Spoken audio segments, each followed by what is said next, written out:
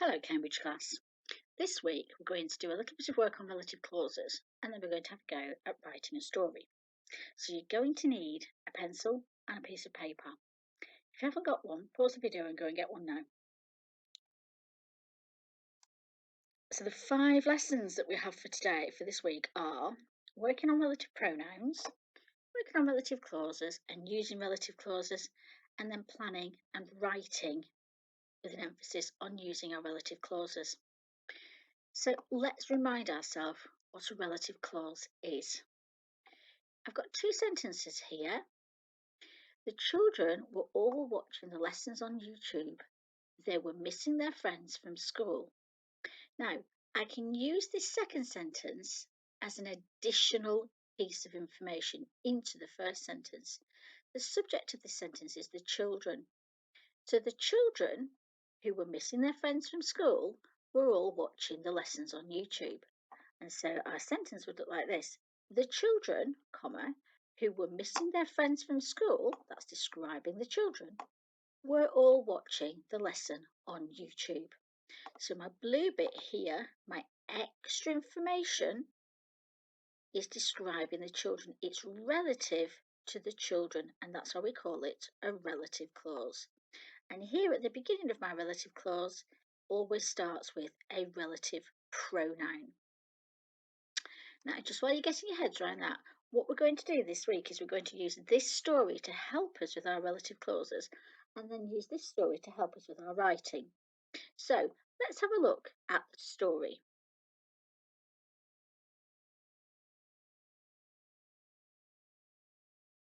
Just make that a little bit bigger, I think.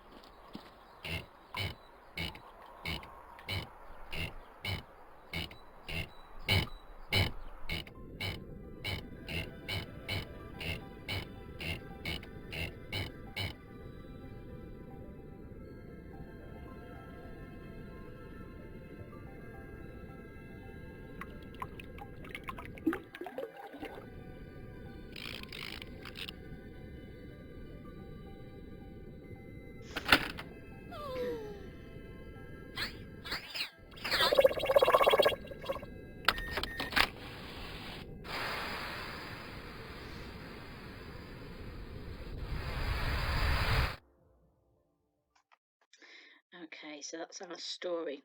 It's based on a book called The Way Back Home. Let's have a look at a little scene from the story. Okay, so the boy here is when he went into the garden shed. I've written a sentence and I've included a relative clause. My relative pronoun is who.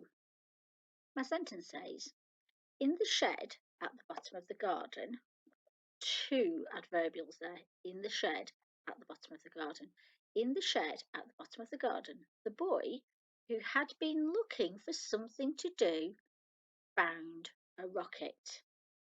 If I was to take my relative clause out, my sentence would still make sense.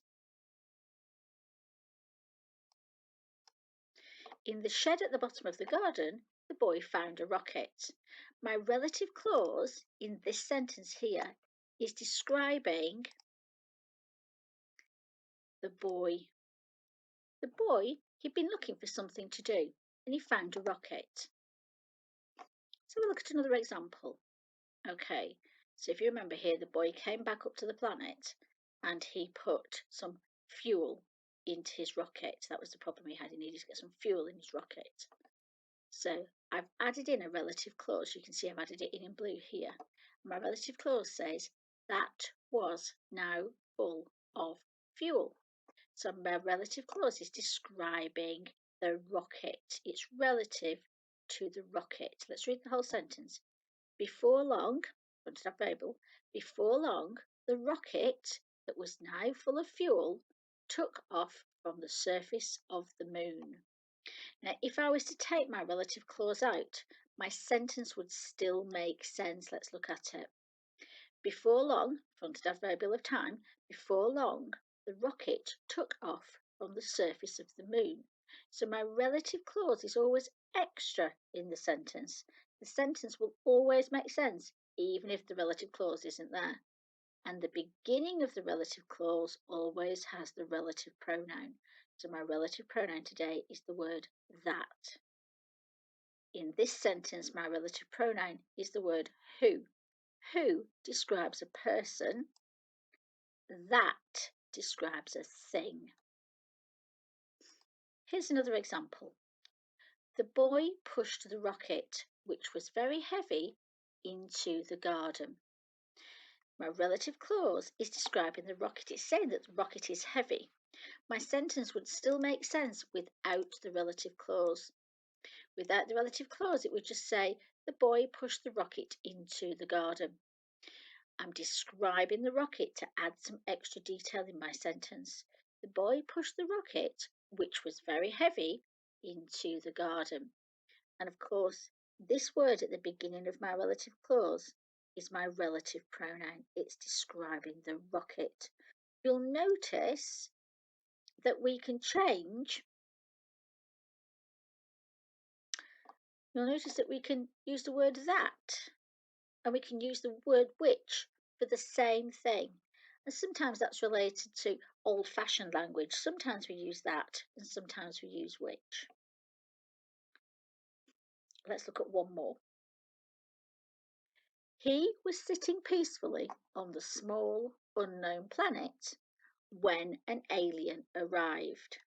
So when an alien arrived is talking about this unknown planet. It's relative to this unknown planet. He was sitting peacefully on a small unknown planet when an alien arrived. My sentence still makes sense without this part. He was sitting peacefully on an unknown planet. Let's look at another example. The boy looked at the horizon where an alien was waving at him. So this relative clause is describing the horizon. And that's why it's saying where, because the horizon is a place. So that's why it's saying where. The boy looked at the horizon where an alien was waving at him. We could still say the boy looked at the horizon and put a full stop there. So this is my relative clause. So you can see sometimes when can be a relative pronoun and where can also be a relative pronoun. Let's look at the relative pronouns. So we've got who related to a person, whose related to the possession, it's the possessive form of who, whom referring to a person when a verb is acting on them, that referring to a person or a thing, which referring to a thing, and notice this is only referring to a thing, when referring to a time or place, and where referring to the place. So when is referring to a time or a period of time, and where is referring to a place. Let's look at some examples. relative pronouns.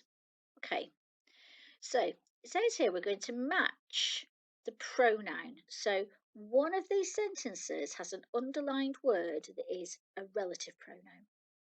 One has an underlined word that is a personal pronoun. And one has an underlined word that is a possessive pronoun. Now, you've done personal pronouns and possessive pronouns. Possessive pronouns is something that means it belongs to somebody. So it's theirs, it's his, it's ours, possessive pronoun. A personal pronoun is something that we use instead of keep using the person's name. So you might say he, she, we, us, personal pronoun. And a relative pronoun is relative to a noun. So you'll see a noun and a pronoun. Let's look at the first sentence. The cat with the very long whiskers is mine. So it belongs to me. Which one of these pronouns is the one that belongs? To possess something belongs. So that's related to that one there. Paolo, who had been training for months, finished first in the race. And if I can take that out, Paolo finished first in the race. That tells me that this is a relative pronoun. This clause here is describing Paolo. This should be a personal pronoun. Let's read it. Suddenly, she realised she had left the whole project at home. Suddenly, Katie realised that she had left the whole project at home. Yeah, personal pronoun. Let's see. Okay. Now, which of these is a relative pronoun? Theirs. The party was theirs. His watch. Which was broken. Which one is the relative pronoun? Have you got it? Yeah, it's that one there. Underline the relative pronoun in the sentence below. Let's look at this sentence. So have a look. Can you find the relative clause in there? That might help you find the relative pronoun.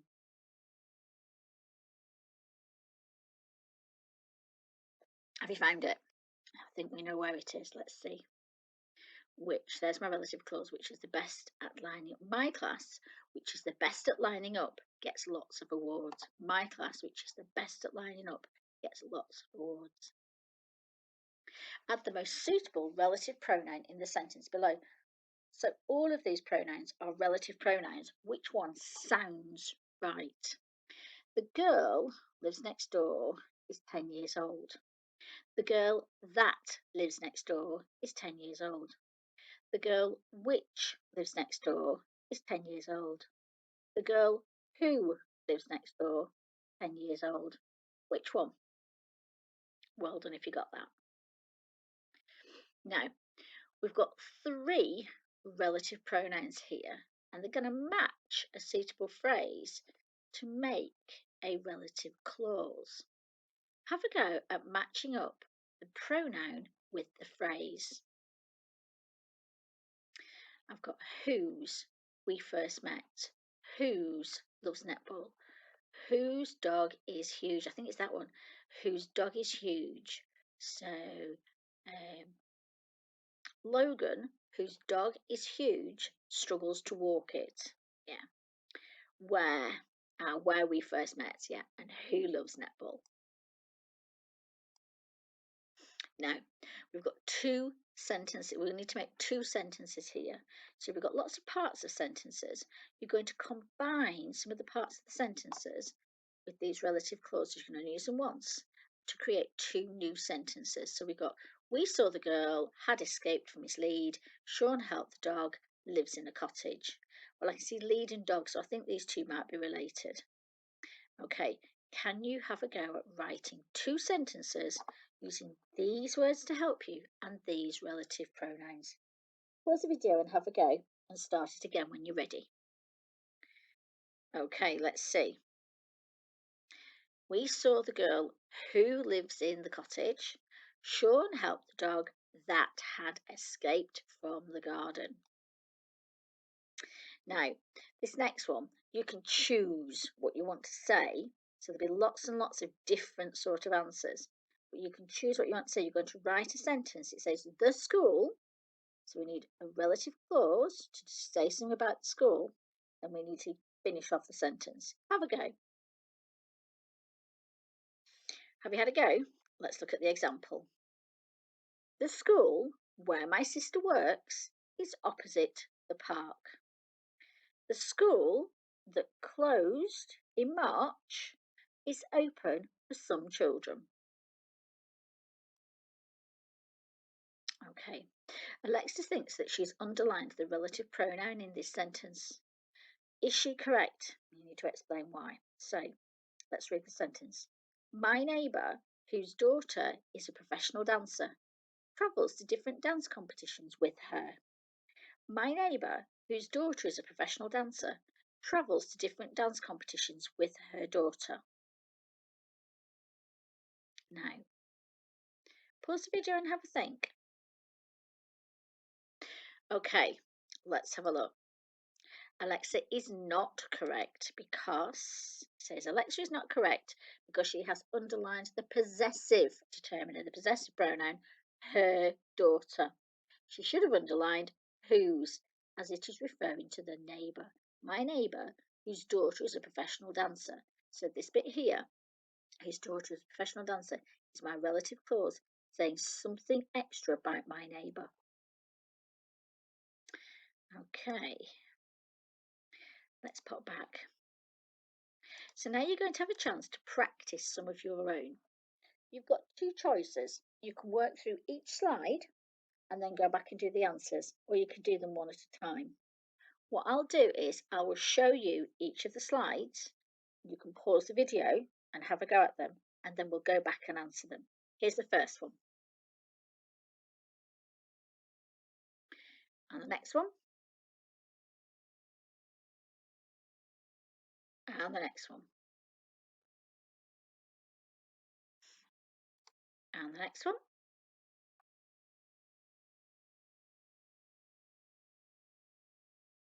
And the next one. Now I'm going to show this slightly differently. There's the first one.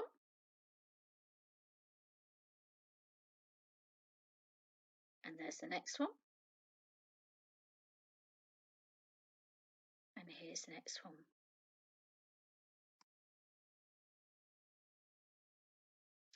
Here's the first one. And here's the next one.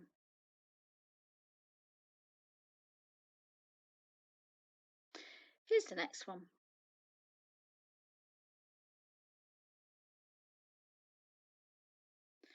And the next one. Okay, so let's have a look at them one at a time. Circle the relative pronoun. And so I'm hoping that you all circled which. It's a relative pronoun. Circle the relative pronoun here, and you've circled who. Circle the relative pronoun. Well, I know that's a coordinating conjunction, and I know that is a personal pronoun, so it's this one here. Circle the relative pronoun, and it's this one here. Underline the relative pronoun. Underline the relative pronoun in the sentence below. My dad is the farmer who delivers milk to our village. Who? Underline the relative pronoun in the sentence below. This house is painted green. Which is my favourite colour?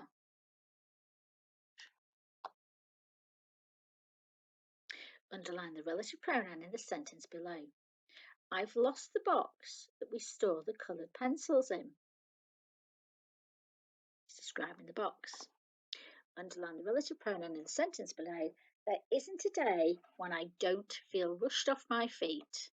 And this is describing the day when I don't feel rushed off my feet. Underline the relative pronouns, there may be more than one, in the sentence below. Joelle's mum, who is a great baker, told us to take whichever buns we liked. And we've got two here. There's this one here, and then there's this strange one here. Which, it's got the word which in there, can you see it? and underline the relative pronoun in the sentence. Whatever the case, it certainly wasn't worth bickering about. And you've got this one here, whatever. A bit more sophisticated, those. Add the most suitable relative pronoun into the sentence below. Sparkly frost covered the fields in winter. Sparkly frost covers the fields in winter. Something is my favourite season. Who is my favourite season? Which is my favourite season? Add the most suitable relative pronoun in the sentence below. I have a friend called Alfie. Something lives on my street. Well, I know that I should say, I have a friend called Alfie who lives on my street. That's a dodgy tick, isn't it? Who lives on my street? Look at the next one. Now we've got to think about the most suitable relative pronoun again. They have closed our summer school. Something is a shame. Which is a shame. They have closed our summer school, which is a shame. I'm going to do the same again here. The salesman sold my dad the car was very chatty. The salesman was very chatty. The salesman who sold my dad the car was very chatty.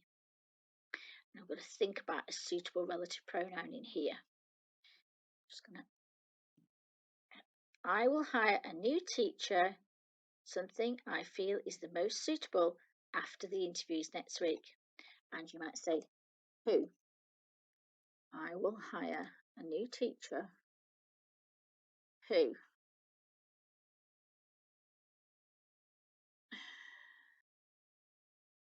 Who I feel is the most suitable.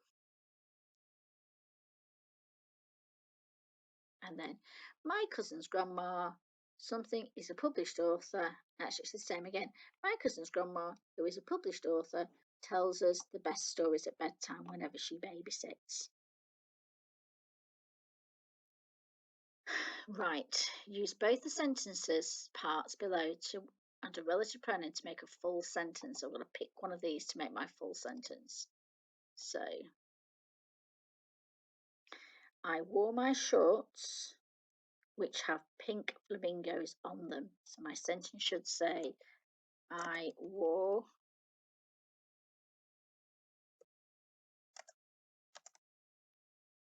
my white shorts, which have pink flamingos on them. Flamingos. I think I made a spelling mistake there, haven't I? Flamingos on them. Just put that there. I wore my white shorts, which have pink flamingos on them. Let's look at this next one.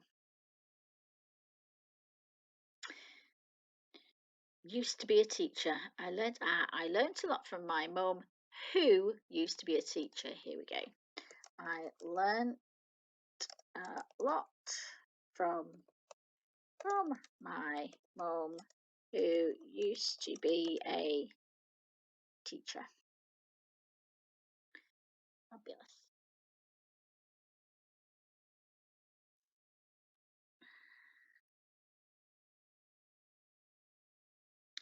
For the next one, combine the sentence parts below using the relative pronouns to create two full sentences. So what I think I might do is I might just make that a little bit smaller so we can get the type bit in. Okay, so it says, he's wearing the red shirt. Alice remembers the day. My brother is the one. She won the race. Well, I can see Alice and she, so that's going to be my first one. Alice remembers the day when she won the race.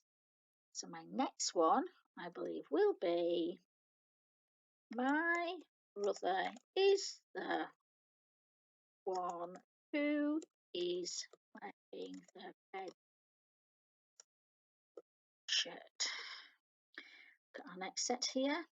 This is the boy, was very comfortable. Annie liked the new bed. Father in the army. I think we can probably do it anyway here.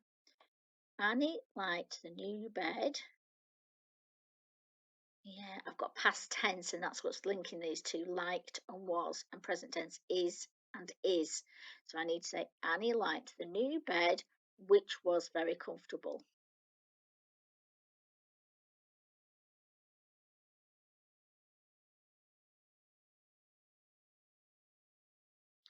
next one is, this is the boy whose father is in the army.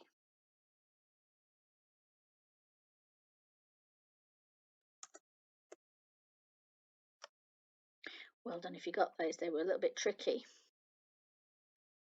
Now we're going to complete a sentence. Complete the sentence. These could be any sentence that you like.